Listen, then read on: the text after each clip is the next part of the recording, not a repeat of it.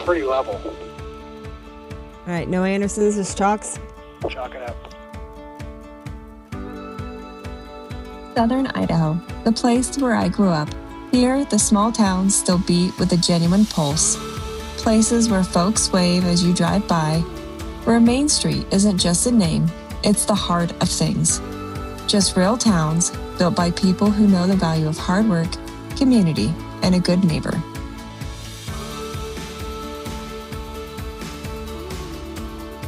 Coming back to the Magic Valley feels like stepping into something timeless.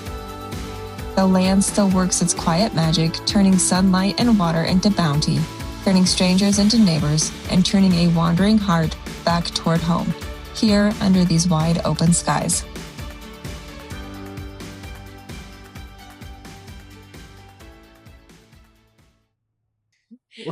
We're going to Wendell. What is the Wendell?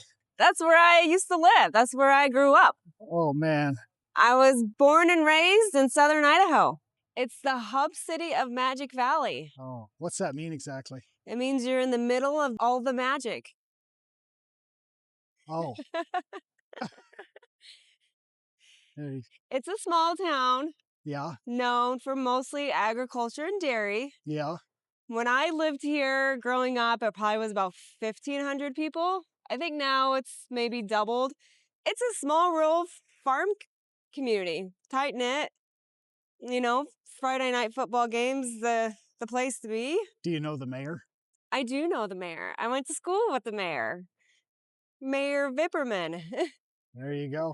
But no, it's just like a fun family community that's really tight-knit.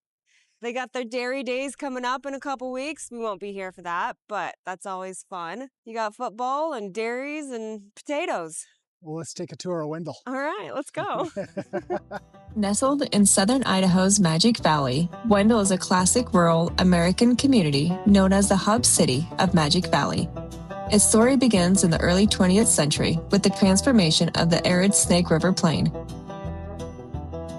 Laid out in 1907 and incorporated in 1909, Wendell quickly grew thanks to irrigation canals that brought water from the Snake River, turning dry land into productive farmland. Today, Wendell remains a tight-knit rural town with a population about 2,900 people. Agriculture, especially dairy, continues as a cornerstone alongside community events like Magic Valley Dairy Days. Small in size, but big in spirit, Wendell continues to embody the resilient, welcoming heart of Idaho's Magic Valley. You got a new public library. Yeah, they're in works of doing the new library where the old high school was. And that was the old welding shop. And now Mayor Vipperman's working hard to get in a new library. My grandma and my dad, they all went to Wendell High School too. So we're like generations of Wendell alumni. Another fun fact, my dad was a sheet metal worker. That was his trade. And he built that school. And my brother also helped that summer working on that school. We called it the new gym. It was built in like 1978, 1976. It was newer than the old high school and the old gym there, so that was always the new gym. They probably just call it the gym now. That's your grandparents' house, wasn't it? Yes, that was my grandparents' house. My grandpa built that house, a log house. We just lived next door. That's your house. So what'd you guys do for fun in Wendell? I mean, it was a town of 1,500 people in the 90s. There wasn't In southern Idaho. much going on. What, yeah. We were pretty close to Twin, so you could be in Twin Falls in like 20 minutes, 25 minutes. I played sports. I played volleyball and played golf a lot of the time. And yeah, I just like walk around town, ride your bikes around town. How close to Napoleon Dynamite would it be? Oh, Napoleon Dynamite is a very, very close comparison to life in the 90s in Wendell, Idaho. Southern Idaho. It was very well done. Very accurate. It hit close to home. All right, so where are we going now? We're going to go to Niagara Springs. That's the plan. Is that what you kids did? Yeah, I'd go down there. We'd go, we called it rock hopping, where you just go jump from rock to rock in the creeks, and there's waterfalls down there. And yeah, we spent time outside. You rode your bike into town, hung out at your friend's house. I had several friends that lived in town, and just spend the day tootling around town. Taking it all in. Taking it Doing in. some shopping down at Simmerly's. Yeah. Maybe catch a meal at Papa Kelsey's. Yeah, that was a big splurge when you got a sub from Papa Kelsey's. If you know, you know. That was one. Don't blink and you'll miss it, but you'll probably smell it. You'll smell it. You'll smell it for miles. There's a lot of dairy farms in southern Idaho. Full disclosure, that is their moneymaker, is dairy cows. That's the smell of money, they say. So it's the smell of money. Canyon walls towering, painted gold and gray. Snake River winding through the endless day. Wide open skies, vast and wild and true. Niagara calling in shades of turquoise blue. Water, stone, and endless sky. Turquoise veils are falling from the rugged stone.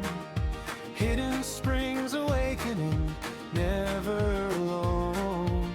Eagles ride the thermals high above the gorge. Every drop a whisper of the earth's deep song. Gentle roar and mist that kisses morning light. Nature's quiet magic in the soft daylight.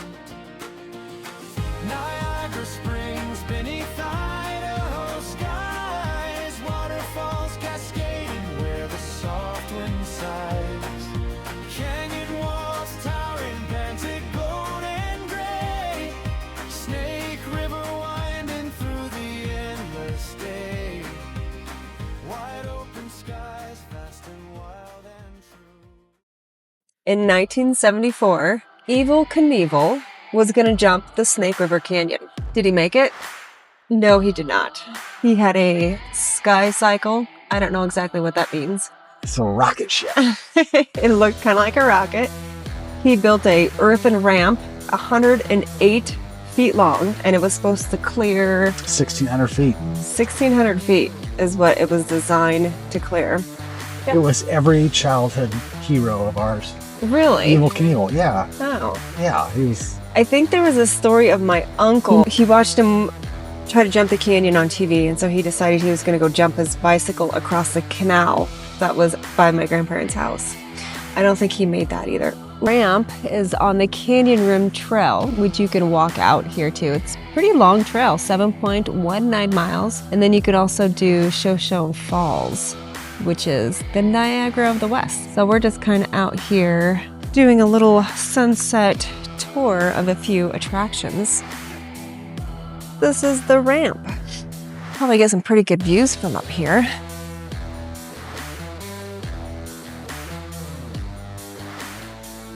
So we have the Evel Knievel ramp is on our list to do tonight.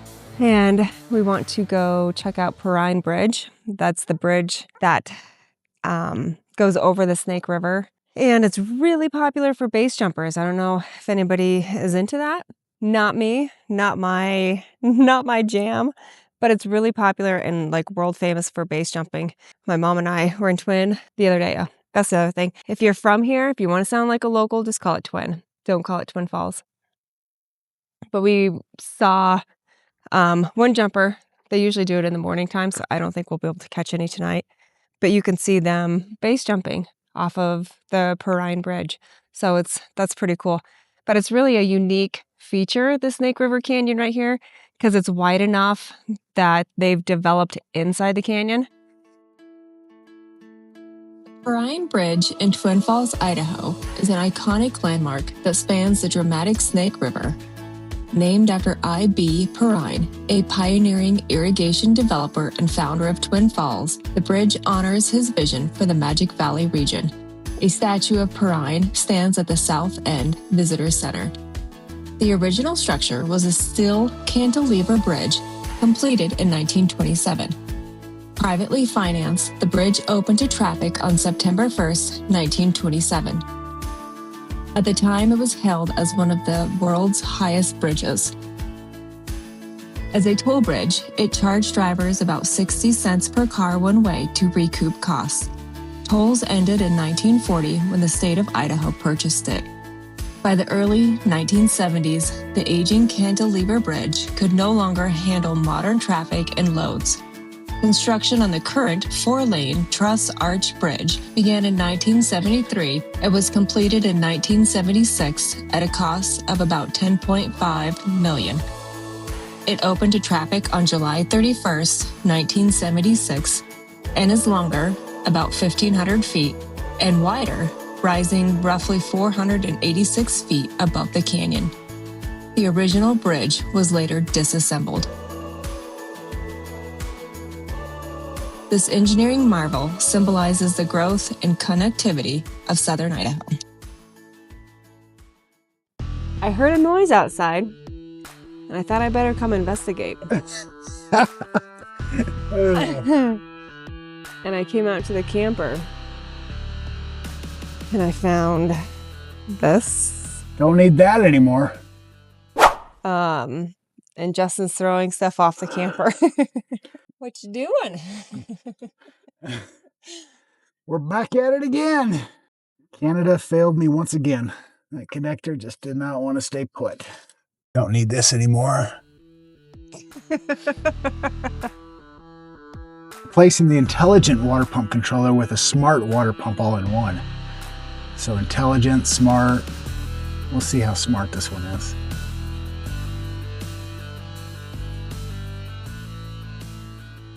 All right, so that is installed.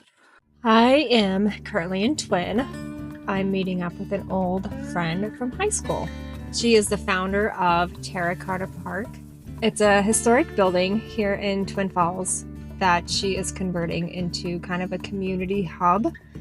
And it's really kind of a cool concept where there's different vendors that can come in, different local businesses, from baked goods to coffee shops to retail spaces of clothing items.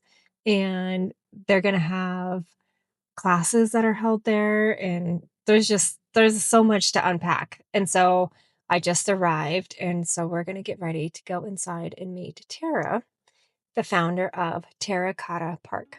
So let's go check it out.